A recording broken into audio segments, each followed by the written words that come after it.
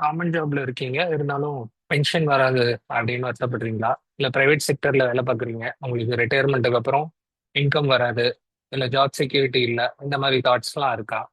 So அதனால தான் வந்து எப்பவுமே வந்து பாசிவ் இன்கம், நம்மளோட வருமானம் ரெகுலரா வர சேலரி தவிர மற்ற பாசிவ் இன்கம் பத்தியும் நம்ம யோசிக்கணும். செகண்டரி சோர்ஸ் ஆஃப் இன்கம் வந்து எஃப்டி மூலமா வரலாம், வீடு வாடகைக்கு விட்டீங்கன்னா வரலாம், அது போல பாண்ட்ஸ்ல இன்வெஸ்ட் பண்ணீங்கன்னா இன்ட்ரெஸ்ட் வரலாம், அது போல டிவிடெண்ட்ஸ் அப்படின்னு ஒன்று இருக்கு.